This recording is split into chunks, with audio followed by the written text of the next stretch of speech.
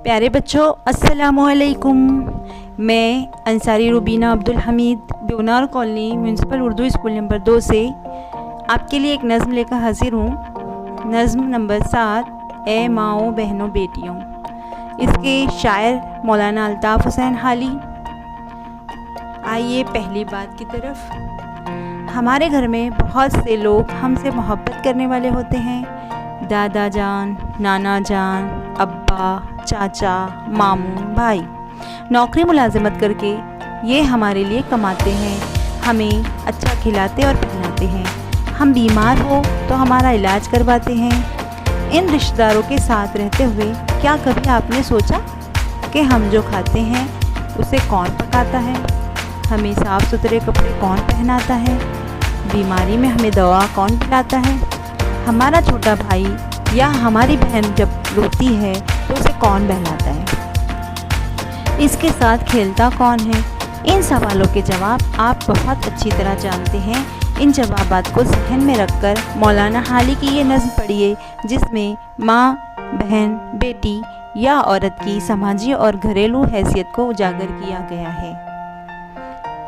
बच्चों, आप सब जानते हैं कि हमारे घर में जो हमारे फैमिली मेम्बर्स हैं वो हमें बहुत चाहते हैं और हमारी सारी ज़रूरतें भी वही पूरी करते हैं। जब हम सुबह सोकर उठते हैं तो हमें नाश्ता तैयार मिलता है, दोपहर में हमारा खाना बना हुआ होता है, हमारे कपड़े धुले हुए रहते हैं और जो है तो हमको स्कूल भेजना, हम बीमार हो जाए तो हमारी दवा का इंतज़ाम करना, दवाई देना, हमारी देख रेख करना और हमसे छोटे बहन भाइयों की भी देख रेख करना, ये सब हमारे घर में हमारी अम्मी और हमारी छोटी बड़ी बहनें ये सब हमारे काम करती हैं। तो आइए जान पहचान। मौलाना अल्ताफ़ हुसैन हाली 1837 में पानीपत में पैदा हुए।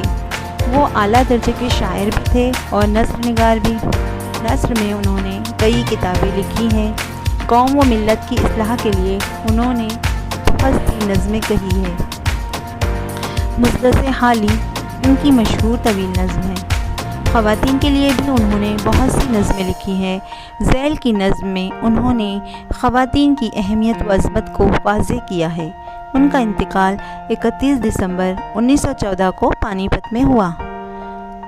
बच्चों, इनकी मशहूर तवील नज़्म का नाम जो है तो मुसद्दस हाली है, आपको ये याद रखना है। तो आइए हम नज़्म की तरफ बढ़ते हैं।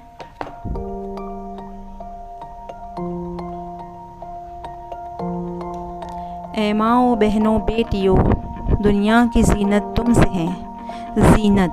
ज़ीनत का मतलब होता है सजावट, यानी दुनिया में जो खूबसूरती है, सजावट है, वो औरतों की वजह से है। मुल्कों की बस्ती हो तुम्हें, कौमों की इज़्ज़त तुमसे है। यानी मुल्कों में जितनी भी आबादियाँ हैं या बस्ती है और जो कौम की इज़्ज़त है वो सिर्फ औरतों की वजह से है। तुम घर की हो शहज़ादियाँ, शहरों की हो आबादियाँ, गमगी दिलों की शादियाँ, दुख सुख में राहत तुमसे है। शादियाँ, यहाँ पर शादी से मुराद खुशी है। और बच्चों देखो, यहाँ पर दुख और सुख दोनों एक दूसरे के ज़िद है। यहाँ पर हमको ज़िदों को भी ध्यान में रखते हुए चलना है। तो शायर क्या कह रहा है, लड़कियों को, औरतों को मुखातिब करके कह रहा है कि तुम शहज़ादियाँ हो और शहरों की आबादियाँ हो, दुखी दिलों की खुशी हो और दुख सुख में यानी तकलीफ़ में भी और आराम में भी राहत जो है तो औरतों की वजह से है। तुम हो तो गुर्बत है वतन, तुम बिन है वीराना चमन, हो देश या परदेश, जीने की हलावत तुमसे है। यहाँ पर शायर क्या कह रहा है कि अगर हम वतन में हैं ना भी हो तो हमको तुम्हारी याद सताती है और तुम ना हो तो चमन भी हमको वीराना लगता है। देश या परदेश जहाँ भी हो, जीने की वजह से तुम हो। औरतों से शायर मुखातिब होकर कह रहा है, नेकी की तुम तस्वीर हो, इफ़्फ़त की तुम तदबीर हो दीन की तुम पासबां, ईमान सलामत तुमसे है।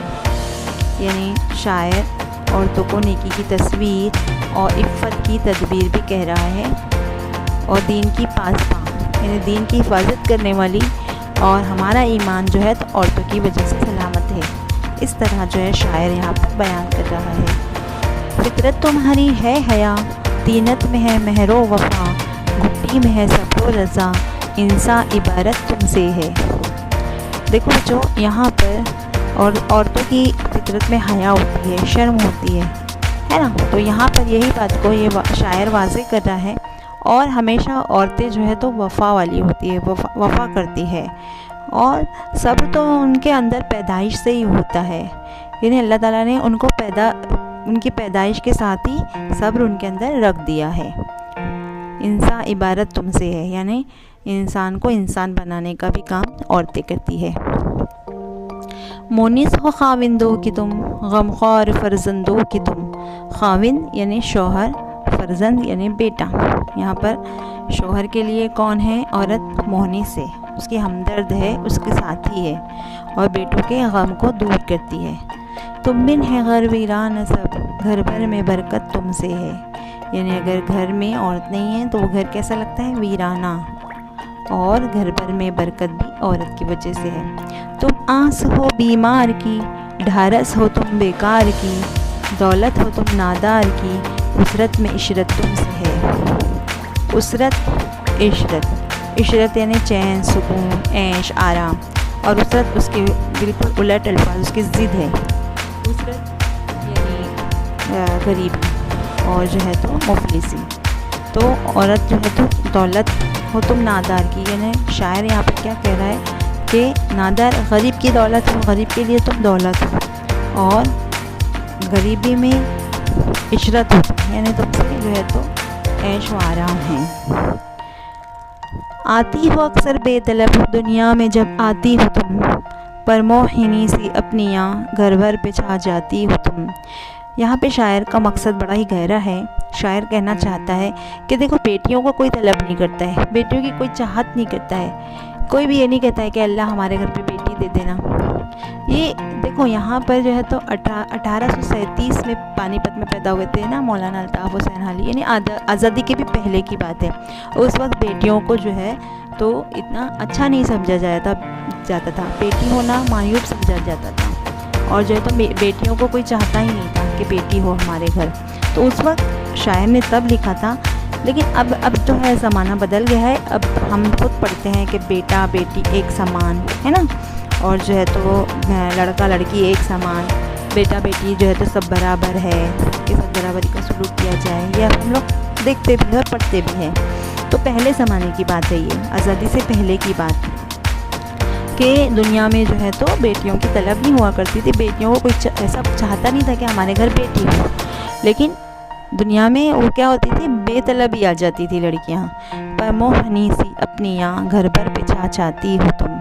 لیکن اپنی معصومیت سے اور اپنی جو ہے تو اچھی اداؤں سے گھر بھر کا دل جیت لیتی ہو. تو بچوں یہاں پر آپ کو یہ نظم سمجھ میں آ گئی ہوں گی میرے خیال سے. دیکھو یہاں پر ہم اپوزٹ ضد الفاظ دیکھتے ہیں، ہاں مطلب الفاظ کی ضدیں دیکھتے ہیں. تو دیکھو یہ پہلا ہے دکھ، سکھ، دیس، پردیس، اور جو ہے تو ویرانہ، اس کا ضد بھی یہیں پر دی ہوئی ہے چمن، اور اسرت، عشرت، یہ یہاں پر ضدیں آئی ہے اس نظم میں. تو یہاں پر آپ کو جو ہے اب ہم مشق کی طرف بڑھتے ہیں. خلاصہ کلام.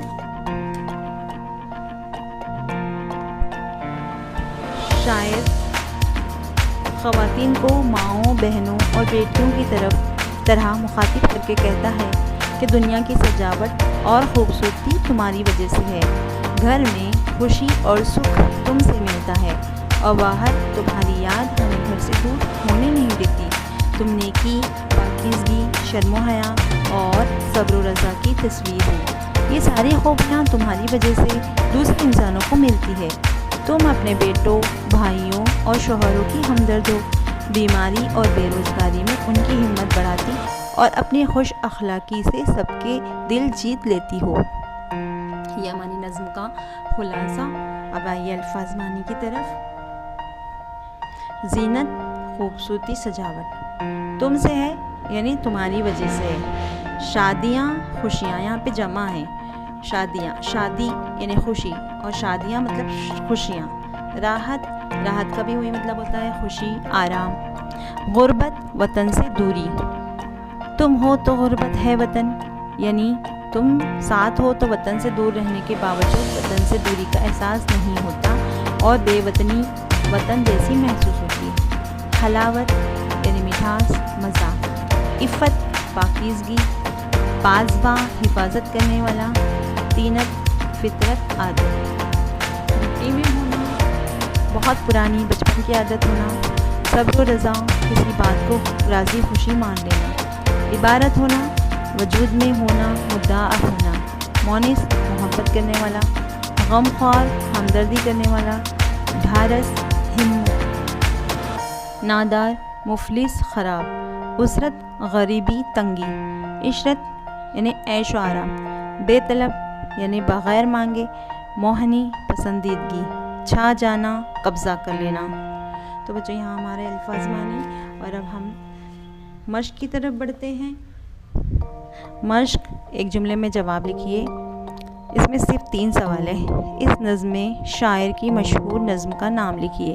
تو بچوں ہم نے پیچھے دیکھا ہے شاعر کی مشہور نظم جو ہے تو وہ ہے مسدس حالی، یہاں پر یہ ہم لکھ دیتے ہیں۔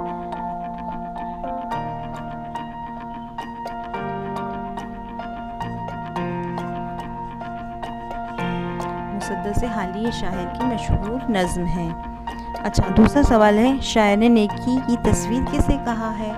تو شاعر نے نیکی کی تصویر عورت کو کہا ہے۔ اب دیکھو عورت میں سب آ گیا، ماں، بہن، بیٹی، بیوی، سبھی آ گئے۔